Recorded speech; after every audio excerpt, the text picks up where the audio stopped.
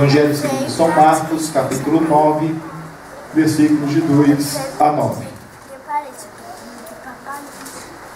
6 dias depois, Jesus levou consigo Pedro, Tiago e João até um monte alto, para estarem a sós. Ali, diante de seus olhos, a aparência de Jesus foi transformada. Suas roupas ficaram brancas e resplandecentes, muito mais claras do que qualquer lavandeira seria capaz de deixá-las. Então, Elias e Moisés apareceram e começaram a falar com Jesus. Pedro exclamou: Rabi, é maravilhoso estarmos aqui. Vamos fazer 3 tendas. Uma será sua, uma de Moisés e outra de Elias. Disse isso porque não sabia o que mais falar, pois todos estavam apavorados. Então, uma nuvem os cobriu, e uma voz que vinha da nuvem disse: Este é o meu filho amado, ouçam-no. De repente, quando olharam em volta, só Jesus estava com eles. Enquanto desciam o monte, Jesus ordenou que não contassem a ninguém o que tinham visto, até que o Filho do Homem tivesse ressuscitado dos mortos. O texto que nós lemos faz parte de um relato que se repete nos 3 evangelhos sinóticos. Marcos, o mais antigo, Mateus e Lucas transcrevem tal relato com pequenas diferenças. O bloco de que faz parte o relato da transfiguração nestes 3 evangelhos compreende a confissão de Pedro de que Jesus é o Cristo, compreende Jesus predizendo sua morte e ressurreição, a chamada dos discípulos para cada um levar a sua cruz, o relato do monte, que é o texto da nossa mensagem, em seguida os ditos sobre a vida de Elias, coisa que Lucas não registra, a cura de um jovem possesso e de novo Jesus predizendo a sua morte e a sua ressurreição, para terminar com a definição de quem é o maior no reino dos céus e o ensino sobre tolerância e caridade. A leitura do texto da transfiguração, para um correto entendimento, não pode ser feita apenas dentro dos versos do relato do monte, mas precisa ser compreendida dentro de um bloco narrativo inteiro, que com pequenas diferenças se repete nestes 3 evangelhos. É singular que o evangelho mais antigo, que é o evangelho de Marcos, o evangelho de Marcos foi o primeiro evangelho a ser escrito, e dele, Mateus e Lucas usam como consulta para compor os seus evangelhos. É singular que o evangelho mais antigo traga este relato, e o apresenta numa sequência que, para Lucas e Mateus, faz todo sentido em sua composição. Nós temos que lembrar que Mateus e Lucas foram escritos posteriormente, e além de escritos posteriormente, tiveram como fonte o Evangelho de Marcos e outras fontes avulsas. Há uma grande quantidade de semelhança quando nós olhamos para o episódio da transfiguração, uma quantidade enorme de semelhanças entre esse episódio e o relato sobre a vida de Moisés. O monte, Moisés esteve no monte, a nuvem, Moisés conversou com Deus, Deus se manifestando numa nuvem. Também podemos lembrar da coluna de fogo e da nuvem que seguia o povo, a voz que se ouve do alto, que Moisés também ouviu, os acompanhantes. Moisés possuía pessoas do seu ciclo de amizade mais próximo, a tenda, que Moisés também possuía uma tenda, o brilho e o temor, são elementos que estão na vida de Moisés e que se apresentam e são identificados no relato da transfiguração. Não se trata aqui, os evangelistas não queriam isso, que o povo judeu olhasse para Jesus como um novo Moisés, mas sim de elementos comuns que se apresentam para o momento único da caminhada de Jesus. A transfiguração de Moisés e Elias é um dos momentos de afirmação de identidade do próprio Jesus.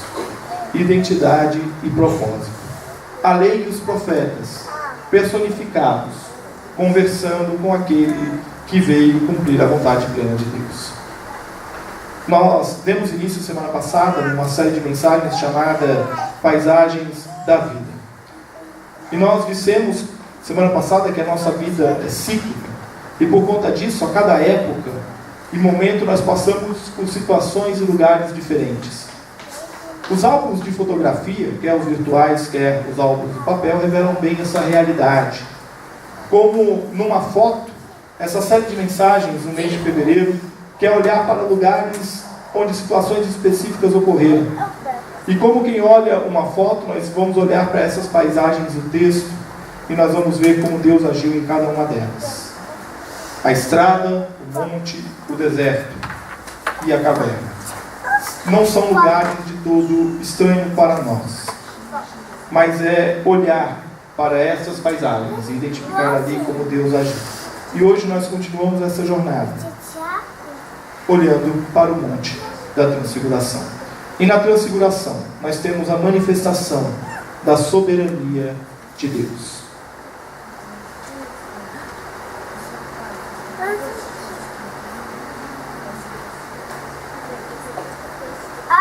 Pedro, Tiago e João, juntos no monte, passam a ver Jesus conversando com Moisés e Elias. Nós olhamos para essa cena e a princípio podemos nos maravilhar com o fato de Jesus conversar com Moisés e com Elias. Mas por que justamente com eles? Por que justamente com Moisés e Elias? Por que não Davi? Por que não Davi, o grande rei Davi? Salomão? Por que não Isaías? Eliseu, que sucedeu Elias? Ora, quem foi Moisés, senão o libertador do povo judeu da escravidão? O homem que, escolhido por Deus, enfrentou a maior potência do seu tempo, enfrentou o faraó, o mar, o deserto, a intriga e a oposição e cumpriu o propósito de Deus em tirar seu povo do Egito. Mas principalmente, Moisés é conhecido como aquele que recebe a tábua das leis, como o autor das leis do povo, aquelas leis nas quais os escribas e fariseus tanto gostavam de questionar Jesus. Elias, quem foi o profeta senão aquele que não morreu, mas sim fora elevado aos céus? Não foi Elias que derrubara com a força de Deus os mais de 400 profetas de Baal no Monte Carmelo? Não é Elias, portanto, um dos profetas mais mencionados no Novo Testamento? Com a presença de Moisés e Elias conversando ali com Jesus, nós vemos a manifestação da soberania de Deus ao mostrar que o que diz a lei, Moisés, e o que dizem os profetas, Elias, cumpre-se em Jesus. E ao olharmos para os nossos dias, nós devemos nos lembrar que não desprezamos o que diz a lei e os profetas. Porém, olhamos para a lei e para os profetas, apontando para Jesus, o Senhor da vida, que cumpre perfeitamente a vontade de Deus, unindo o passado, o presente e o futuro, visto que a visão nos mostra Jesus glorificado, em vestes resplandecentes. Assim, a transfiguração nos mostra a soberania de Deus. E ao mostrarmos, numa cena simples de 3 pessoas conversando, o resumo de seu plano para a salvação do homem. Na transfiguração nós temos também um reconhecimento do senhorio de Jesus. Quando nós olhamos para o monte da transfiguração, nós temos ali 3 pessoas conversando e nós nos esquecemos que havia uma 4ª pessoa presente ali. E esta 4ª pessoa presente ali conversando é uma 4ª voz que surge, que não assume forma humana, porque a sua forma humana já estava presente ali em seu filho, mas ela veio como nuvem, de onde saiu uma voz que dizia algo que Jesus e o povo já haviam escutado. As palavras ditas no Monte da Transfiguração já haviam sido ditas antes, ao próprio Jesus. Este é o meu filho amado, escutem-me, escutem-me. Deus, o próprio Deus, estava presente naquele momento. E ele está ali encerrando a cena, como que levando consigo Moisés e Elias. Um pouco antes disso, porém, Pedro havia sugerido a construção de tendas, uma para cada um, e a permanência perpétua no monte. Vamos ficar aqui, está bom demais. Tem Moisés, tem Elias, tem Jesus, tem Deus, onde mais eu quero ir? Aqui está muito bom. Mas logo após essas palavras, o próprio Deus revela mais uma vez a missão do Filho: a ele ouvir. A sentença já pronunciada no batismo de Jesus nos mostra o senhorio de Jesus. Porém, se o batismo anunciava ao Mestre, que o Mestre era solidário com o pecador e dava ali o seu primeiro passo no ministério, a transfiguração nos mostra a guinada no ministério de Jesus em direção à glória. A mesma glória presenciada por Pedro, Tiago e João. Mas esta glória não excluía a cruz.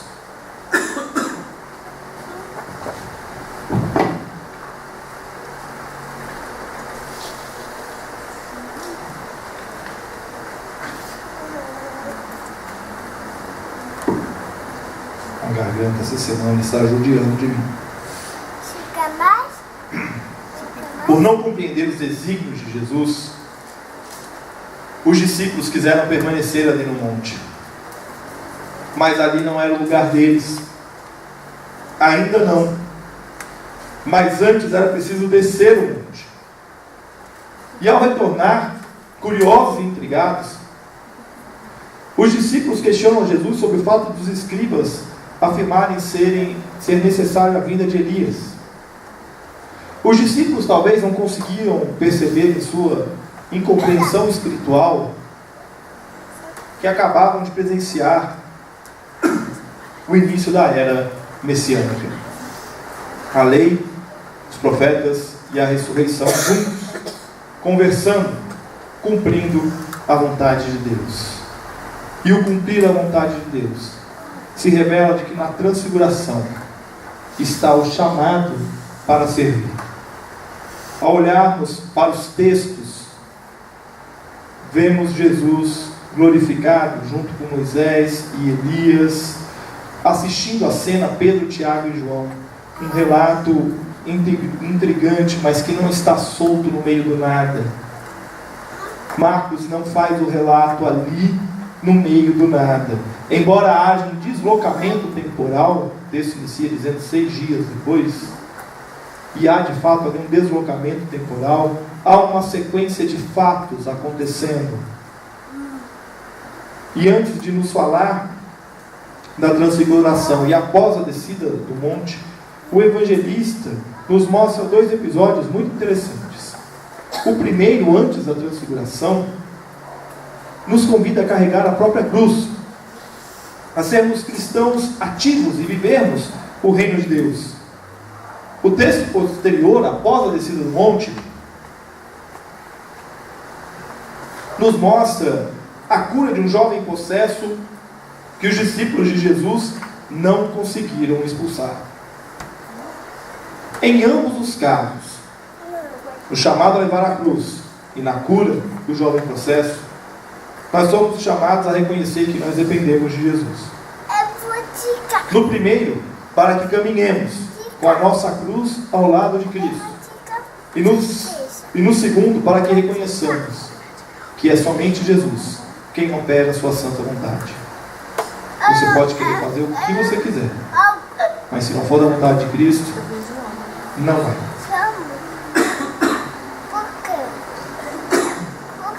O que faz, portanto, o relato da transfiguração entre esses 2 relatos? Parece não haver muita conexão entre esses 2 fatos e o relato da criação. E de fato, numa primeira leitura, parece até que o texto da transfiguração foi bem enxertado aí no meio desses relatos.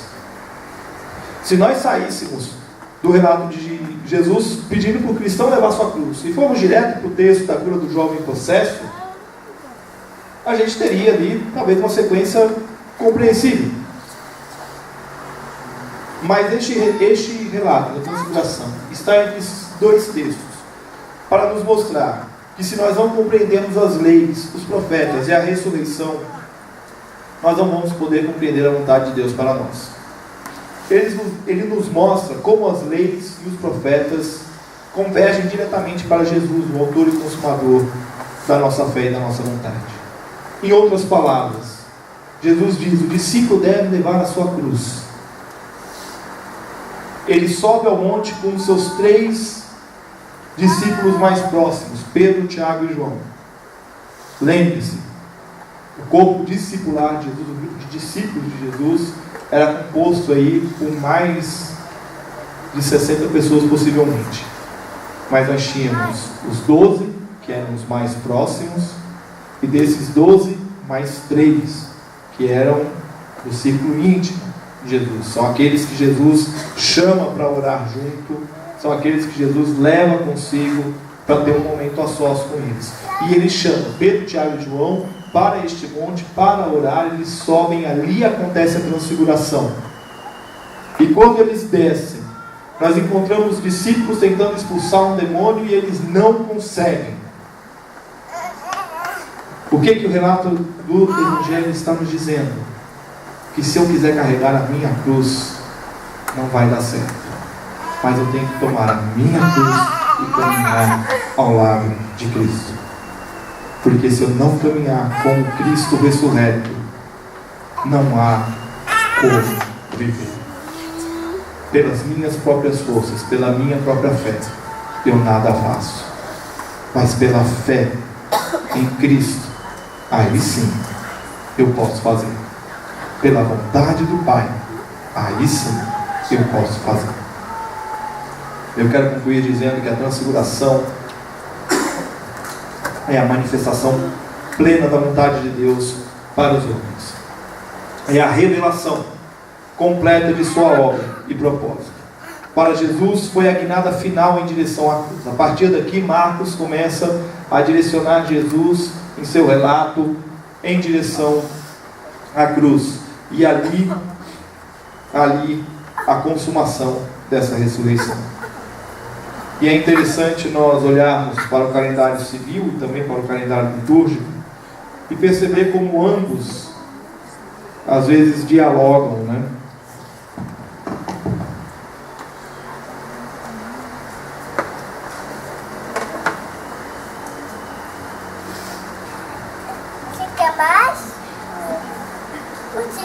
Nós estamos no meio do feriado do Carnaval, né? Há algumas controvérsias sobre a origem do Carnaval, mas o Carnaval é uma das festas que o cristianismo, no seu início, incorpora, traz de fora para dentro da sua realidade, para a vivência da sua vida de fé. E eles não fazem isso com nenhum despropósito. Aliás, é um estranho, viu, meu irmão? Você está dizendo que o cristianismo pega uma festa de fora e traz para dentro, porque isso tem bastante coisa dentro do cristianismo que não é a origem do cristianismo, tá? O que a gente tem de mais genuíno no cristianismo está ali, ó, na mesa da comunhão. Quando eu estou aqui no púlpito pregando, nós trouxemos isso lá do judaísmo, tá? Então a gente não tem essa religião 100% inédita, né? Criativa, mas fique tranquilo, fique em paz no seu coração com isso. Nós não estamos aqui fazendo nada contra a vontade de Deus, muito pelo contrário, tá? Nós estamos aqui firmados na palavra de Deus. Mas como eu ia dizendo, o Carnaval é uma dessas festas que eles trazem de outras culturas para dentro da realidade cristã, como uma despedida antes da introspecção. Quarta-feira começa um período que é o período da quaresma. E calma, isso não é coisa de católico também, viu? Você pode ficar tranquilo. Não é. Isso é coisa de cristão. Há relatos de que a quaresma começou a ser observada lá pelo século III depois de Cristo. Os primeiros cristãos sentiram a necessidade de celebrar a Páscoa, e para se preparar para a celebração da Páscoa, eles sentiram a necessidade de um período de 46 dias 40 dias antes da Semana Santa, de preparo para isso. Vocês vão notar nos próximos cultos que as leituras bíblicas que nós vamos fazer, principalmente do texto do Evangelho, são textos onde Jesus está falando, ensinando o povo, realizando curas, e são textos que durante a Quaresma o povo lia e ainda lê para acompanhar Jesus nos seus passos em direção até a cruz. Nós precisamos nos lembrar que a Páscoa é a nossa maior festa. E o domingo da Transfiguração, que é hoje celebrado pelas igrejas reformadas no mundo inteiro, é um domingo onde nós voltamos os nossos olhos exatamente para esse momento de conversão. Agora eu preciso olhar para o Cristo, para aquele que está indo em direção à cruz, cumprir o propósito de Deus. Nós precisamos nos lembrar que para comemorar a ressurreição, tem que passar pela cruz, tem que passar pela dor e pelo sofrimento. E nós vamos olhar ao longo desses 46 dias nos textos dos Evangelhos estas passagens que levam Jesus até a cruz. Nós vamos, em outras palavras, reviver os passos de Jesus em direção à morte e à ressurreição. E nós somos desafiados a olhar para esta paisagem, a paisagem do Monte da Transfiguração, e perceber ali a ação do passado, do presente e do futuro. Perceber ali Deus escrevendo a história, Moisés, Elias, mas realizando a história em Cristo. E quando nós olhamos para Cristo glorificado, nós olhamos para aquele que nos chamou para servir. A gente poderia permanecer no monte. E eu gosto bastante dessa imagem que nós podemos fazer. Seria bom permanecer no monte. Seria muito bom permanecer num lugar onde tudo vai bem. Só que lá embaixo, lá no pé do monte, existem pessoas para serem curadas. E existe o Evangelho para ser proclamado. Então hoje, quando você sair daqui do monte, e você for descer o monte, que a gente vai descer o monte daqui a pouco para ir embora para casa, saia na certeza de que você deve proclamar o Evangelho e de que há pessoas com quem você convive que carecem da cura que somente Cristo pode dar. Vamos olhar para o episódio do Monte da Transfiguração com a esperança de que, apesar das dificuldades e muitas vezes da nossa incapacidade, Ele é soberano em nossas vidas e nos guia pelo melhor caminho. Que Deus assim nos abençoe. Vamos ouvir uma canção.